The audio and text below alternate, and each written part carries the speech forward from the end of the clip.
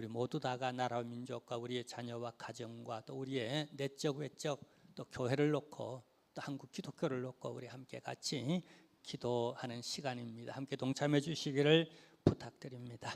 이 시간은 성도의 교제를 나누는 시간입니다. 잘 오셨습니다. 은혜 받으세요라고 우리 옆 사람 사랑하는 마음을 가지고 서로 사랑하는 그런 시간.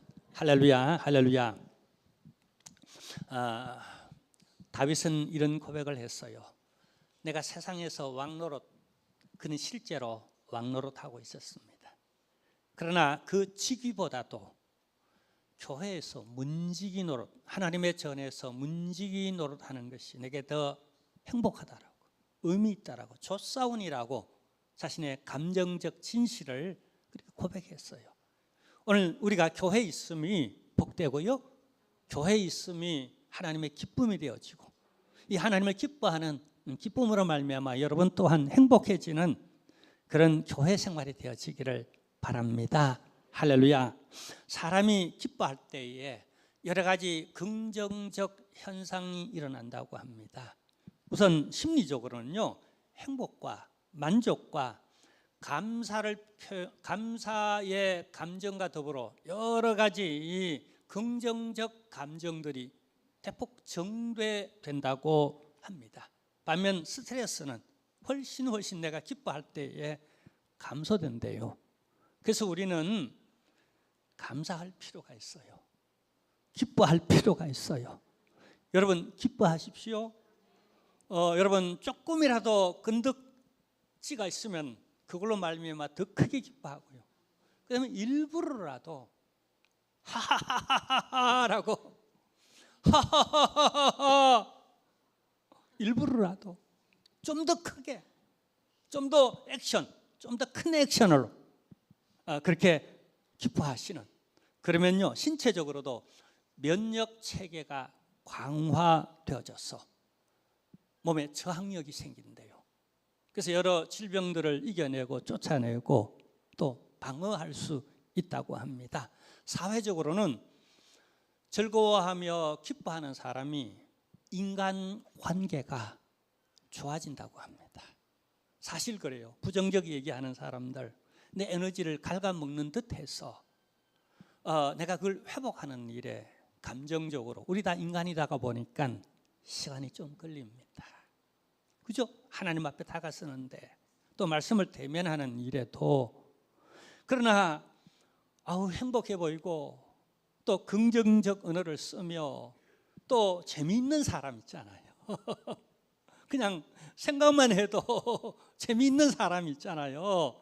그러면은 에너지를 공급받는 듯한, 그래서 그 사람은 또 만나고 싶고 함께 차라도 한 잔 나누고 싶은, 보고 싶은 사람이 되고요. 또 그 사람은요 공동체 안에서 소속감이 높아진다고 합니다. 여러분, 우리 한길교회에 대한 소속감이, 내가 이 교회를 기뻐함으로, 여기서 예배 드리는 걸 내가 기뻐함으로, 하나님의 말씀을 내가 기뻐함으로 내 소속감이 훨씬 더 증대되어지고, 그 사람은요 여러분 가정에서 기쁨을 공급받는 사람, 가정을 기뻐하는 사람은 그 가정적이 되어질 수밖에 없어. 여러분의 남편이, 또 여러분 아내가, 여러분의 자녀들이, 또 여러분의 부모가 가정을 통하여 기뻐한다면 소속감이 훨씬 더 크다는 거예요. 그렇지 않을 때는 떠나고 싶은 마음도 솔직히 들 수 있다는 거예요. 여러분은 하나님으로 말미암아 이 교회를 기뻐하게 되어지고, 그것이 여러분의 소속감이 되어져서 또 한 번 더 나오고 싶은, 그리고 주변인이 되지 아니하는 여러분은 다 주인공들이 되시기를 바랍니다. 자, 그래서 오늘 10절 말씀에 보면 이런 말씀이 나와요. 근심하지 말라. 여호와로 인하여 기뻐하는 것이 너희의 힘이니라. 예배 드리는 힘, 헌신하고 봉사하는 힘, 나아가 복음 전하는 그 힘, 내가 정직하고 성실하게 살아가는 그 힘, 그 에너지가 여호와를 내가 기뻐하는 데서 공급받는다고 합니다. 오늘 이 시간은 여호와를 기뻐하는, 그래서 내가 에너지를 공급받는, 그래서 나아가서 성실하게 살고 힘있게 살고 기뻐하며 행복하게 사는 원천이 되시기를 주님의 이름으로 축원합니다. 이 구절을, 이 10절 말씀을 그 유명한 종교개혁자였던 존 칼빈이 해석하기를 이렇게 해석했어요. 하나님의 기쁨이 우리의 위로와 소망의 원천입니다. 그러므로 성도는 하나님의 기쁨 속에 강해집니다라고. 우리 영성이 하나님의 기쁨 속에서 내가 그 기쁨을 기뻐함으로 말미암아 내가 강해진대요. 믿음이 강해지고 신앙 인격이 강해지고 내 굳은 하나님을 향한 결심이 강해지는 이런 역사가 일어난다라고 말을 했어요. 찰스 스펄전, 그는 18세기 영국의 설교자였는데 모든 설교 논문을 개혁주의적, 보수적 이렇게 신학 논문, 특히 설교학의 논문을 쓸 때 이분의 설교를 다 인용할 정도로 지금까지도 유명한 이 스펄전은 이 본문을 가지고 설교하기를 이렇게 설교했어요. 성도의 힘은 기쁨에서 나오며 이 기쁨은 하나님과의 관계에 놓여 있습니다라고. 여러분, 관계가 흐트러지면요, 사랑하는 부부끼리도, 한 몸인 부부끼리도 왼수가 될 수 있습니다. 근심이 될 수 있어요. 애물단지가 될 수도 있고요. 자, 근데 우리가 기뻐하면은요 서로 에너지 원천이 될 수 있어요. 그런 관계를 회복하시는 이런 은혜가 있기만을 주님의 이름으로 축원합니다. 존 파이퍼, 미국에 지금 생존하시는 유명한 존경스러운 그런 이렇게 열방대학의 총장님이신데 이분이 끼친 세계적 영향력은 찬양을 할 때 손뼉 치며 최대한 액션을 크게 하고 일어서서 아주 기뻐하며 춤을 추며 즐거워하는 이런 일에 세계적으로 그 붐을 일으켰던, 그래서 그분의 현대적 찬양들은, 가스펠송을 부르고 하는 찬양들은 이분의 그 열방대학의 영향을 많이 받았어요. 자, 근데 이분이 이렇게 말했어요. 하나님 앞에서 기뻐하는 것은 성도의 의무입니다라고. 아니, 그냥 기쁜 일이 있어야 내가 기뻐하지. 그리고 이것은 내 주관적인 나의 권리고 내 소관이지 않는가라고 이렇게 생각하는데, 이분 집회에 참여하면 무조건 춤을 춰야 돼. 무조건 즐거워하고 손뼉 치며 룰루랄라 이렇게 그냥 하나님 앞에서 기뻐해야 돼요. 그게 의무라고 이 구절을 이렇게 해석해요. 여러분, 조금 전에 우리가 막 찬양을 했는데 어떻게 했습니까? 가만히 있으면은요 안 기뻐요. 근데 같이 따라가지고 입을 크게 아주 큰 소리로 엎대어 할수록, 막 손을 들고 할수록 내 감정도 살아나고요. 우리는 이런 인격적 통합적 존재입니다. 그냥 찬양 이렇게만 있으면 기쁨이 안 일어나요. 춤을 추고 엉덩이를 그냥 덩실덩실, 어깨도 덩실덩실. 원래 우리 장로교는요 가만히 이렇게 예배를 드렸어요. 제가 정통적 정말 아주 보수적 그런 장로 교회에서 제가 이렇게 자라났는데요. 제가 자라날 때 우리 청송읍 교회는요 3년 동안 재직회 때에 아주 의견 충돌이 아주 그냥 엄청 크게 일어난 게 뭐냐면, 의자를 놓느냐 안 놓느냐. 우리 지방에서 우리 청송읍 교회는요 아주 보수적이고 양반적이라서요, 하나님 앞에 어떻게 의자에 버텨 앉아 이렇게 앉아서 예배 드리냐, 이게 경배 자세냐, 방석을 놓고 무릎 꿇고 이렇게 예배 드려야지.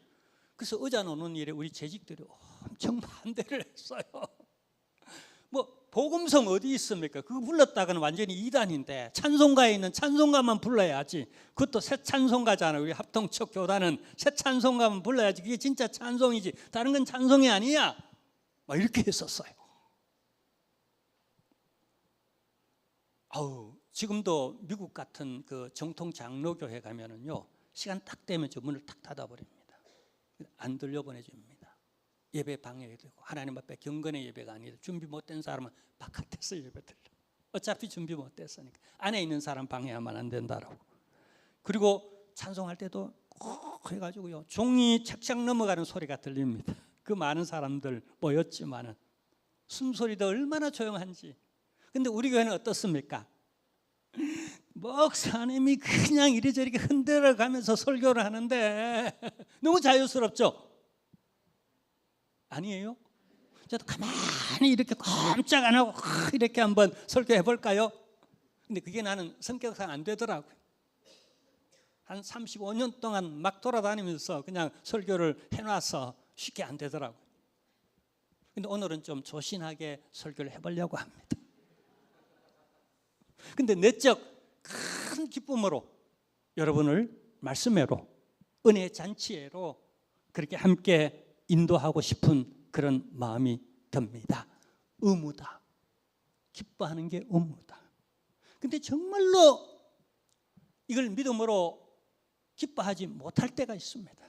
근데 그때는 하나님의 말씀이 네가 항상 기뻐하라 라고 하는 말씀이 생각나서 막 기뻐해버렸어요.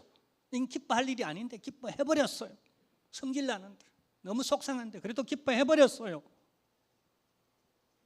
근데 한참 시간이 지나고 몇 달이 지났는데 나중에 결과를 보니까요, 그게 기뻐할 일이더라고요. 우선은 속상했는데 자존심도 상하고 너무 기분이 애들 말로 더러웠는데, 죄송합니다. 강단 언어로서. 근데 우리끼리니까. 근데 지나놓고 보니까요, 그게 너무나 감사할 일이더라고요. 근데 내가 기뻐하지 못했어요. 근데 그 순간에 내 감정과는 반하게 내가 이성적으로 이건 기뻐하라고, 네가 항상 기뻐하라고 말했지 않는가라고 그 말씀이 생각나서 그걸 부정할 수 없어서 주님 그러면 에이 기뻐합니다. 근데 에이라고 안 했으면 좋겠는데 에이 기뻐해버리겠습니다라고 그렇게 하면서 기뻐할 때가 있어요. 근데 지나놓고 보니까 내게 손해가 아니더라니까요. 여러분 기분 더러울 때가 있을 겁니다. 그때는 정말 믿음이 동원돼야 할 때입니다. 에라이 모르겠다, 에이 기쁘다라고 이렇게 해서라도 억지로라도 기뻐해 보십시오. 그러다 보면은요, 이게 내 몸이 자연스럽게 따라오고 내 감정도 그렇게 따라오더라고요. 자꾸 반복하다 안 돼 보면 12번도 저는 이 감사를 그렇게 해요. 막 안 될 때는 감사합니다, 감사합니다, 감사합니다, 감사합니다, 감사합니다, 감사합니다, 감사합니다, 감사합니다 하다가 보면 내 영성이 좀 빨리 회복되어지는 이런 경험을 하게 되어집니다. 여러분 기뻐하십시오. 여호와로 인하여 기뻐하는 것이 여러분의 의무요, 여호와로 인하여 기뻐하는 것이 여러분의 삶의 에너지가 됩니다. 기도의 에너지가 되고 찬양의 큰 에너지가 되어지고 감사로 경배하는 일에 큰 에너지가, 또 여러분 돌아가서 섬기며 사랑하는 일에, 왼수 같던 사람들도 사랑하는 일에 큰 에너지가 될 줄로 믿습니다. 할렐루야. 자, 근데 오늘 성경에는 배경이 있습니다. 오늘 이 말씀에 배경이 있어요. 유대인들이 바벨론 유수되어졌어. 그 다음에 바벨론, 메대, 그리고 파사라고 하는 페르시아 제국을 거쳐오면서 포로 생활, 갖은 모욕을 당하고 자존심 상하고 뭉개지고 가루가 되어져서 자존심 상하던 인격적 그런 모독 하에 있던 이 백성들, 무려 70년의 세월이 흘렀습니다. 여러분 그 정도 되면 노예 근성이 성품적으로, 그 의식적으로 이런 뭔가 해볼 수 없는 그런 무력감을 뼈저리게 초상대대로 그렇게 경험하며 내려오던 그 절정기의 그 시간에 놀라운 한 사건이 일어납니다. 한 페르시아에 술 맡은 관원장이 있었습니다. 술 맡은 관원장. 술 그러니까 벌써 네거티브 반응이 일어날지 모르겠지만은요, 당시 술 맡은 관원장은요, 요즘 말로 그냥 좀 비유하면은요, 비서실장 같은, 페르시아의 절대 왕권을 가졌던 이 제국의 절대자의 최측근으로서 여러분 당시는 혼동기였습니다. 바벨론 제국이 무너지고 메대 제국이 일어나고 그 다음에 파사, 페르시아 제국이 일어나면서 그 가운데에서 왕이 독살당하기도 하고 암살당하기도 하고 하루아침에 왕조가 바뀌고 제국이 바뀌던 이런 시절에 왕의 음식들, 특별히 그 음료들 늘 물도 마시고 또 궁중연회를 늘 하잖아요. 그게 대제국을 이끌어가는 정치적 어떤 그냥 사교 이런 영향력 이런 것들인데 왕이 아무거나 마실 수 없죠. 근데 이를 관장하는 어떤 음료, 물 한 잔이라도 왕 앞에 나갈 때는 반드시 이 사람의 허락을 받아야 되는. 그러니까 여러분 그 어떤 신하도 우리가 에스더서를 통하여 지난번에 봤습니다만 왕후라도 왕의 허락 없이는 왕 앞으로 나갈 수 없는 것 있죠. 왕이 부르기 전에는 왕 앞으로 나왔다 그는 암살자인 거예요.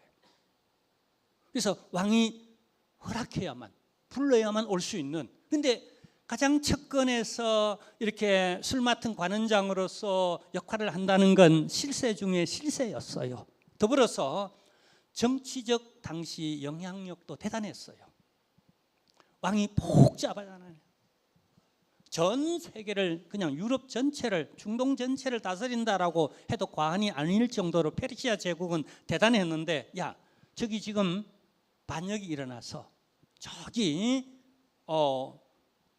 아라비아 쪽에 야 어떻게 해결하지? 어떤 장군을 보내면은 금방 해결하고 내 마음에 들게 해결하고 돌아올까?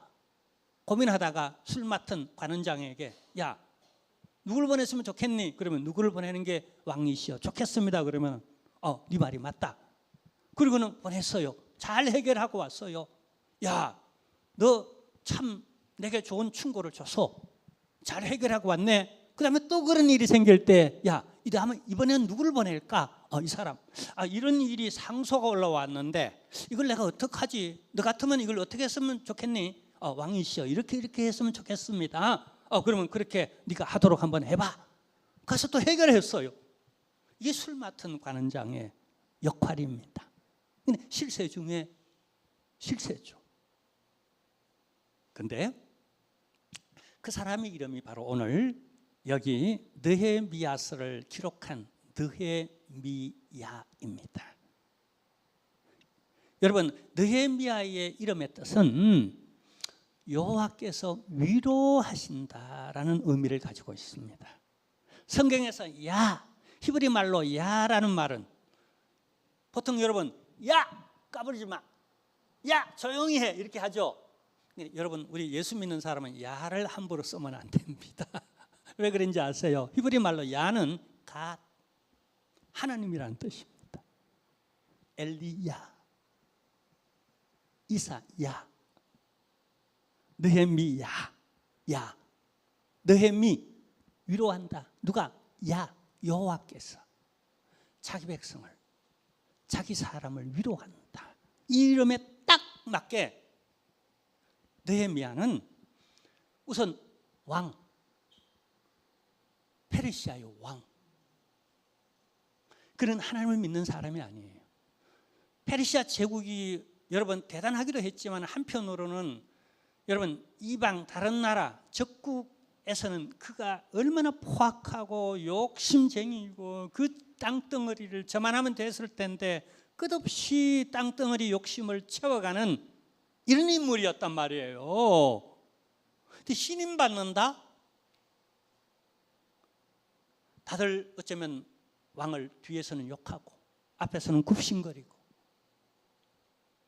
비판하고 혹은 암살해서 내가 저 자리에 저의 것을 그 많은 것을 좀 나눠 가지면 어때? 저는 흘러 넘치는데 쓰레기로 나오는 게 금덩어리인데 좀 나눴으면 어때? 하고 막 어떻게 빼앗으려 하는 이런 와중에 왕이 그 제국하에 많은 사람들 가운데 저 사람은 진실한 사람이야. 앞뒤가 다르지 않아. 표리가 부동하지 않아. 저 사람이 앞에서 말한 거나 뒤에서 말하는 것이나 나 없을 때 나에 대한 태도나 나 있을 때 나의 태도나 여일해. 교회 다니는 사람들이 하나님 믿는 사람이 예배하는 사람이 기도하는 사람이 세상 사람들이 볼 때에 정직하다. 저 사람은 그래도 진실하다. 진짜 저 사람은 예수쟁이다. 뭐 이런 표가 있어야 되지 않겠습니까? 근데 느헤미야는 그런 사람이었어요. 그리고요, 70년이 되매 하나님의 섭리가 있었어요. 이 섭리는 구속사적, 역사적 섭리였어요. 왜냐하면 예레미야를 통해 이미 70년이 차면은 내 백성을 그 흩어진 곳으로 도로 데려오리라. 하나님이 소망의 속삭임을 약속하셨거든요. 70년이 됐단 말이에요. 근데 이때가 이스라엘 백성들 가운데는 가장 소망, 비전을 가지기에 저하되어졌던, 대대로 70년 같으면 벌써 2대, 3대로 내려오면서 종의식, 그 무력감, 처음에는 아마 한번 도전해 봤을 겁니다. 근데 그 도전이 실패로 거듭할수록 그들에게 가져오는 그 좌절감과 그리고 그 패배주의적 그 의식은 아마 최저하로 떨어졌을 그 즈음에, 근데 하나님은 70년이라고 약속했단 말이에요. 이걸 붙잡고 끝까지 70년 다가왔으니까 기도해야 되겠다, 이제 회복의 때다라고 이렇게 말하는 사람은 단 한 명도 없고, 우리 백성은 안 돼. 조센징이야. 엽전들이, 핫바지가 하면 뭘 해? 아닙니다. 그래서 우리는 복음을 들어야 돼요. 하나님의 말씀을 들어야 돼요. 때가 있다. 가장 깜깜할수록. 근데 그 깜깜한, 여러분, 어둠이 짙어질수록 역사에 새아침이 밝아오고 있었다는 사실이. 그래서 하나님은 한 사람을 선택합니다. 느헤미야는 정치인이었습니다. 페르시아 왕의 술 맡은 정치인, 비서실장, 정치인이었습니다. 저는 이 본문을 한 주간 묵상하며 나라의 일꾼 지도자들을 놓고, 특히 정치인들을 놓고, 쉽게 우리는 욕하고 이렇다 저렇다, 야당이다 여당이다 이렇게 막 그렇게 하지만은 생각해 보니까요, 그도 또한 우리의 백성이요. 어차피 그들이 잘해야 소모적이 되지 않습니다. 이 국가 예산들, 그리고 진취적으로 앞으로 발전적으로 정책을 펼치고 정치를 하고 그렇게 나가야죠. 여러분, 우리 한류 드라마, K-팝, 또 뭐죠? K-푸드, K 그 패션, K 그 화장품, 또 의술, 특히 그 종교. 여러분, 한 20년 전부터요, 그 미국에 가면요, 그 현지 교회에서 마침 그 주간에 한국 교회 와서 어느 교회 이분이 설교하고 미국으로 돌아가서 자기 교회 온 거예요. 그러면서 한국 자랑을 얼마나 하고, 그 다음에 한국 갔다 왔다는 걸 얼마나 큰 프라이드로 삼는지, 어떤 한류보다도 여러분, 우리 한국 교회의 기도회하고 부흥의 이 선교적 이 한류가 먼저 미국과 유럽과 온 동남아로, 아프리카로 먼저 나갔다는 것 아세요? 수만 명의 지금 우리 한국 선교사들이 지금도 세계에 흩어져 있어요. 이 선교적, 복음적 한국 교회의 이 복음의 열정이 먼저 여러분 한류를 이끌었다는 사실, 그거 여러분 알아야 됩니다. 그리고요, 미국 교회 가면은요, 기도 좀 해달라 그럽니다. 그럼 어떤 기도를 해줄까 그랬더니, 왜 수많은 사람들이 있는데 왜 날 보고 기도해달니? 한국적 기도를, 코리안 프레야로 좀 기도회를 인도해달래요. 코리안 프레야가 뭔지 아세요? 한국 기도회가 뭔지 아세요? 한번 따라 해볼래요? 주야, 주야, 주야. 크게 한번 해봐요. 여러분, 그 기도 3창 있죠? 주여 주여 3창 있죠? 이게 코리안 프레이어. 한번 해볼까요? 주여 주여 주여, 여호와를 인하여 기뻐하게 하소서. 이것이 나의 힘이니이다. 여호와를 인하여 기뻐하는 그런 믿음, 신실한 그 복음적 믿음을 가지게 해 주옵소서라고 기도 3창 하는 것 있죠. 전 세계로 퍼져져 있어요. 이 코리안 이제 프레이어라고 이게 이제 명칭까지 고유명사로 이렇게 되어져 있어요. 할렐루야, 아멘. 자, 근데요, 하나님이 이제 이 사람을 선택해서 70년 동안 황폐화되어진, 그리고 잠자는 이들의 비전을 일깨워서 예루살렘 성을 회복하고 성전을 회복하고 민족과 국가와 이들의 신앙 공동체를 회복하는 이런 역사를 이루어갑니다. 근데 뭐요? 이게 다 은혜예요. 모든 것이 은혜 아닌 것이 없습니다라고 고백할 수밖에 없는 것은 이들은 꿈도 못 꿨어요. 그야말로 무의식 속에서도 꿈을 못 꿨다는 얘기예요. 비전을 못 가졌다는 얘기예요. 그런데 하나님이 한 사람을 통하여 역사합니다. 이 느헤미야의 형제들 가운데 몇 사람이 예루살렘에 갔다 왔습니다. 그리고 느헤미야에게 얘기를 해줍니다. 느헤미야는 정치인으로서 현실에 굉장히 민감하고 바쁘잖아요. 제국의 비서니까. 얼마나 바빴겠어요. 근데 그 바쁜 와중에도 형제들이 고국에 갔다 왔다는 그 소식에 귀를 기울인다는 건 평소에 그가 고국을 놓고 관심을 가지지 않았던가. 성경에는 고국을 놓고 기도했다는 말이 없어요. 근데 얘기를 들었다는 말씀이 기록되어져 있어요. 관심이 있었다는 얘기죠. 근데 들어보니까 내가 생각했던 것보다 훨씬 더 처참한 것, 황폐화되어진 조국의 소식이 나를 그렇게 슬프게 만드는 것 있죠. 해외 나가 있는 교포들 있죠. 한류 여러 가지 열풍들 때문에 엄청난 프라이드를 갖습니다.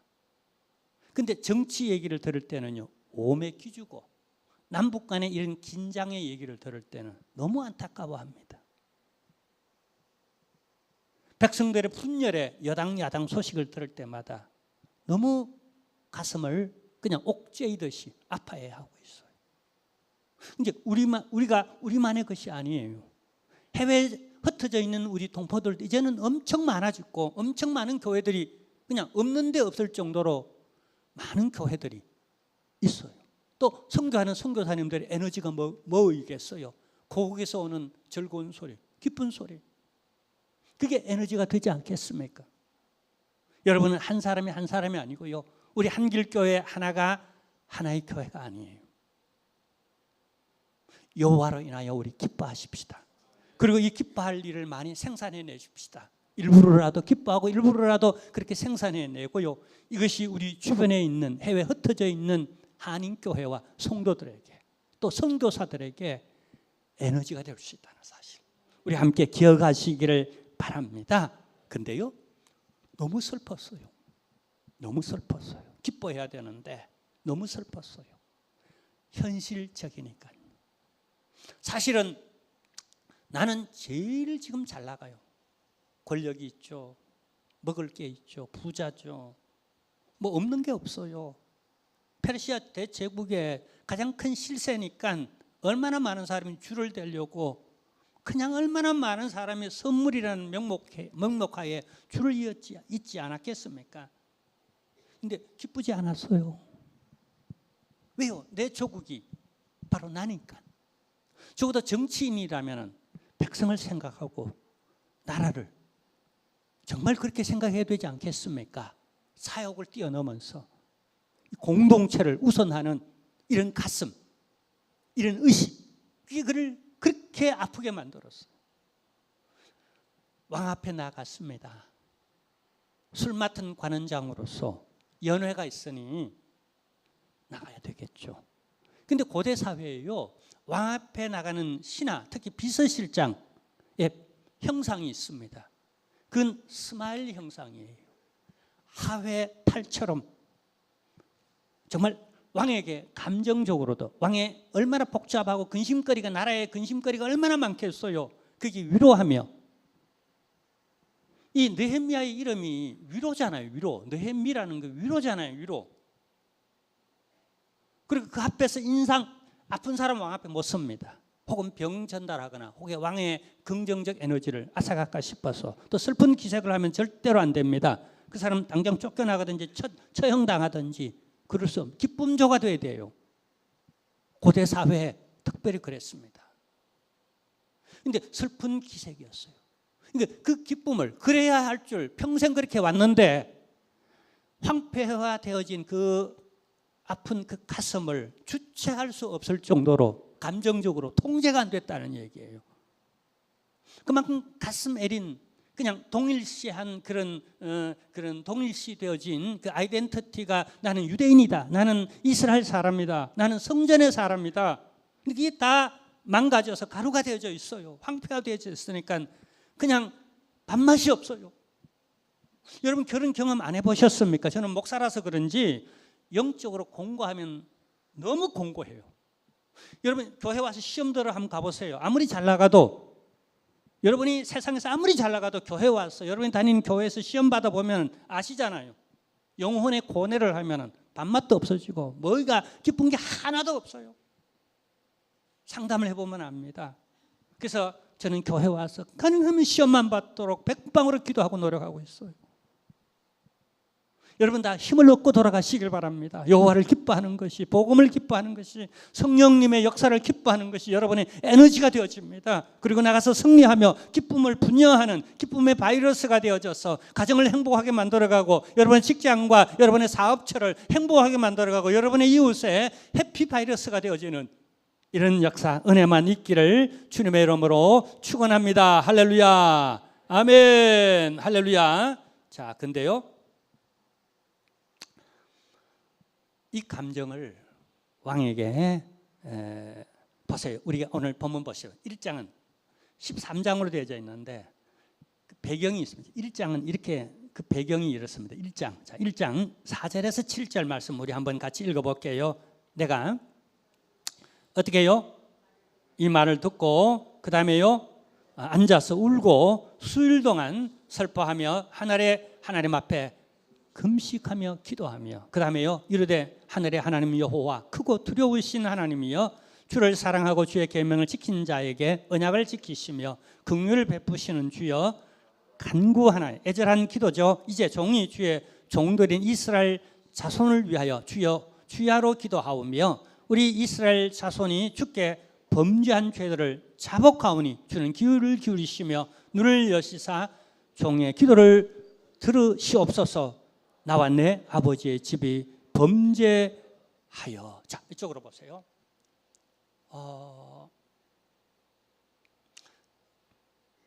핑계 댈 수 있잖아요. 여러분 정치인들의 장점도 있지만 약점 중에 하나가 뭐죠? 이 남을 눌려야 되는 거죠. 그리고 가능하면 부정적인 것은 나와 회피하고 멀리하고 내 탓이 아니라고 해야 여론이 내게 좋잖아요. 그래야 표 한 표라도 더 얻을 수 있지 않겠습니까? 근데 그는 분명히 이스라엘 나라가 멸망한 것이 70년 전이에요. 자기가 태어나기도 전이에요. 적어도 내 탓이 아니에요. 우리가 흔히 조상 탓이고 정치인 탓이고 나라 탓이고 남의 탓이고, 그래야 우리는 심리적으로 좀 우리가 죄책감에서 해방될 수 있지 않습니까? 이런 심리들 때문에 우리는 곧잘 습관적으로 그렇게 하는데, 특히 정치인들은 이 일에 발이 빠른 것 같습니다. 또 이 일에 천재인 것 같아 보일 때도 있고요. 자, 근데 느헤미야는 내 탓이요라고 합니다. 내 부모의 죄가 내 탓이라고 말해요. 내 조상들의 죄가. 그래서 자기가 자복합니다. 실제로 회개합니다. 간구하며 금식하며 눈물을 흘리며 이 황폐한 현실을 놓고 분명히 이유가 있을 텐데, 영적 이유가 있을 텐데 회피하지 않습니다. 직시하면서, 그리고 자신을 돌아보는 기회로 삼는 거예요. 이게 그리스도인이죠. 이게 신실한 사람이니까 왕도 좋아하는 거예요. 이 사람을. 세상에 이런 사람이 없는 거예요. 가장 가까이 두어서 내가 스승 삼아야 되겠다, 그의 조언을 얻어야 되겠다. 앞뒤가 다르지 않아요. 책임감이 있어요. 보통요, 여러분 우리 좋은 부모들, 보통 부모들 그렇잖아요. 아이가 학교에서 실수해서 그냥 그렇지 않던 아이인데 누군 거를 그냥 집에서 하도 안 사주니까 뭔가 그 장난감 이제 휙휙 날아다니는 드론 같은 이런 걸 그냥 훔쳐왔어요. 선생님이 엄마를 불렀어요. 그 엄마가 이 아이 잘못이 아닙니다. 이 아이는 아무것도 몰라, 철없어서 그냥 욕심이 나서 그랬을 뿐이고 제가 잘못 가르쳤으니 죄송합니다. 어떻게 내가 책임지고 변상할 수 있겠습니까? 이번 한 번만 용서해 주세요. 내가 이 아이 철저히 이 다음부터 그러지 않도록 잘 가르치겠습니다. 부모는 뇌자라고 생각합니다. 왜요? 이 아이와 내가 하나라고 보고 있으니까. 내 책임이라고 생각하고 있으니까. 느헤미야 정치인이잖아요. 이게 진짜 정치가 아닐까요? 여러분, 정치라는 건 발을 정자 쓰잖아요. 그 위에다가 이제 정치할 치자 하잖아요. 바르게 세워나가는 것 아니겠어요? 느헤미야가 내 탓이라고 하나님 앞에서. 그러니까 하나님이 위로해 주지 않을래 않을 수가 없죠. 야, 어째 그게 네 탓이냐? 야, 네 부모들 탓이지, 네 조상들 탓이고 나라 탓이지. 어찌 네 탓이냐? 너는 정직하게 살았고 믿는 사람답게 너 살았는데 어찌 네 탓이냐? 근데 하나님은요, 두말하지 않고 그걸 받아들이고 그 백성을 용서하시고 그 백성들에게 희망을 줍니다. 이제 그 위로의 회복에 대한 비전을 주고 용기를 주고 이렇게 세워서 다시 이 백성들을 이끌고 이스라엘로 돌아가서 성전을 세우고 거기 성벽을 세우고 민족의 공동체를 형성하고, 이런 단순히 이 성벽을 세우고 성전을 건축하는 그 의미는 보다 훨씬 더 큰 의미를 가지고 있어요. 민족의 정체성을 확립하는 거예요. 둘러싸서 이방의 나라가 침범하지 못하도록 보호와 안정과, 그리고 그 공간 안에서 하나님을 경외하며 예배 드릴 수 있는 민족 회복과 나라의 회복과 문화의 회복과, 그죠? 그리고 영성과 신앙과 예배의 회복, 이런 종합적 보다 회복의 상징이에요. 하나님 그래서 그를 정치인으로 만드는, 그래서 정치를 하려면 이 하나님의 소명의식을 똑같이 우리 교사를 하든지 사업장에서 사업하는 사장님이든 여기 서서 목회를 하는 목사이든 혹은 해외 나가서 선교하는 선교사이든 우리 삶의 현장에서 내 소명, 콜링, 그래서 직업을 콜링이라고 부르죠. 혹은 보케이션이라고 부르죠. 보케이션. 보커라는 말이 라틴어로 부르다는 뜻이에요. 부름, 콜링, 이 전부 다 직업이라는 의미입니다. 적어도 느헤미야는 이 의식을 가지고 있었다는 거예요. 자, 근데 그러니까 얼마나 더 고통스러웠겠어요. 근데 왕 앞에 설 때는 기쁨으로 서야 되는데 자신의 이 감정을 감추려 했지만은 속일 수가 없었어요. 근데 왕이 이렇게 얘기합니다. 왕, 한번 보세요. 왕이 이게 2장의 전체 내용이에요. 이게 하나님의 역사입니다. 엄청난 반전이에요, 이게. 왜냐하면 왕 앞에서 근심을 드러내는 건 왕의 에너지를 뺏어가 왕으로 하여금 근심하게 만들기 때문에 이건 그냥 쫓겨나야 될 일이고 능지처참될 일이에요. 페르시아 왕이 어떤 왕입니까? 근데 여기서 하나님의 역사가 나타납니다. 도리어 전화위복이 되어져요. 한번 보겠습니다. 2절에서 5절 내용이 바로 전체 2장이 그걸 담고 있는데요. 그 대표적으로 2절에서 5절 내용을 보겠습니다. 왕이 내게 이르되 네가 병이 없거늘 어찌하여 얼굴에 수심이 있느냐. 병이 있다 없다는 것까지도 왕은 이미 느헤미야에 대해서 아주 소상히 알 정도로 긍정적 의미에는 친밀감이었고 또 부정적 의미로는 다 파악하고 있다는 거예요. 자, 근데 한번 계속 보겠습니다. 어찌하여 얼굴에 수심이 있느냐. 이는 필연 내 마음에 근심이 있음이로다 하더라. 그때 내가 크게 두려워하여, 크게 두려워했다는 거예요. 이런 근심된 표정 형상으로 그냥 왕의 그 에너지를 갉아먹으면 이건 그냥 역적이에요. 큰일 나는 거예요. 그래서 깜짝 놀라는 거죠. 크게 두려워하는 거죠. 이게 죽었구나 싶죠. 자, 근데 반전 보세요. 3절 왕께 대답하여 왕은 만세수를 하옵소서. 내 조상들의 묘실이 있는 성읍이 이제까지 황폐하고 성문이 불탔사오니 내가 어찌 얼굴에 수심이 없사오리까 하니 왕이 내게 이르되 그러면 내가 내게 무엇을 원하느냐 하시기로 내가 곧 하늘의 하나님께 묵도하고 대뜸 얼씨구나 하고 말하지 않고 하나님께 먼저 묵도하는 것 있죠. 그죠? 왕 앞에서 이게 또 쉬운 일이 아니지 않습니까? 그죠?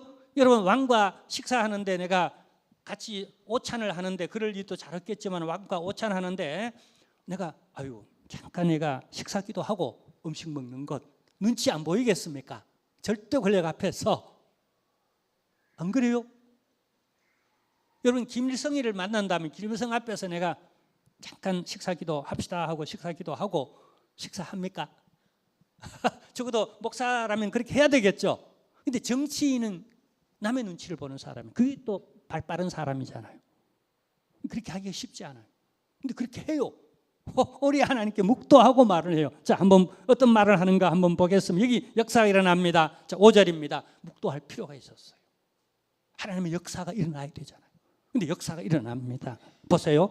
왕에게 아뢰되 왕이 만일 좋게 여기시고 종이 왕의 목전에서 은혜를 알아싸우면 나를 유다 땅 나의 조상들의 묘실에 있는 성읍에 보내어 그 성을 건축하게 하옵소서 하였는데, 이게 말도 안 되는 얘기를 하고 있어요. 한 가지 예를 들까요? 지금 중국에 저 위에 티벳 있죠. 그 다음에 또 여기 저 서쪽으로 우르무치가 있지 않습니까? 우리가 알다시피 중국은 한족이 한 70%가 되어지고 나머지 소수 51개 그 민족이 중한민국을 이루잖아요. 그 가운데 한 나라 우르무치나 혹은 저 티벳에 독립을 주면은, 지금 자치로 있잖아요. 근데 독립을 주면은 우후죽순처럼 지금 러시아 푸틴이 뭐 때문에 전쟁을 하고 있죠? 우크라이나 전쟁, 옛 옐친 이전에 그 러시아의 옛 구소련의 영화를 다시 회복하자, 아주 보수 꼴통으로 돌아가서 이제 우리 러시아 가 지금은 그냥 어떻게 저 미국에 눌리고 중국에 눌리고 그다음에 저 유럽에도 눌리고, 예전에는 2대 강국이었는데 지금은 한참 밀리니까 옛 그 러시아의 이런 영화를 회복하자, 그 기치 아닙니까? 근데 그냥 그 뭐죠? 무슨 땅 하는 나라들 있잖아요. 그리고 우크라이나 등등 하면서, 근데 한 번 독립시켜 주니까 막 러시아만 남았죠. 러시아 민족만 남았죠. 중국이 지금 시진핑이 그걸 염려하고 있는 거죠. 하나 독립시켜 주면은 죽으라고 땡꾸로 막잖아요. 근데 고대 페르시아 제국은요, 수많은 민족 나라들로 얽혀서 형성된 제국입니다. 근데 만약에 이스라엘 나라 하나 독립시켜 주면은 어찌 되겠습니까? 이게 결코 쉬운 일이 아니라니까요. 자, 그러나 여러분 비전 가지십시오. 한번 따라할까요? 하나님의 역사하면 됩니다. 우리가 기도하면 됩니다. 우리가 비전을 가지고 금식하고 하나님 앞에 매달리고 하면은 됩니다. 구하라. 그리하면 얻으리니, 찾으라. 그러면 찾으리니, 두드리라. 그리하면 열리리니, 구하는 자마다 얻을 것이요 찾는 자가 찾을 것이요 두드리는 자에게 열릴 것이니라. 우리 하나님은 느헤미야를 위로했고, 하나님은 이 느헤미야를 통하여 백성들을 회복시킴으로 비전 꿈꾸고 돌아가게 함으로 위로하시는 우리 하나님이십니다. 이 하나님을 기뻐하는 것이, 이 하나님을 말미암아 우리가 은혜를 받고 기뻐하는 것이 우리의 힘이 됩니다. 이 힘을 가지시고 오늘 또 나가서 승리하는 한 주간이 되시기를 주님의 이름으로 축복합니다. 하나님 아버지 감사합니다. 은혜 가운데에 저희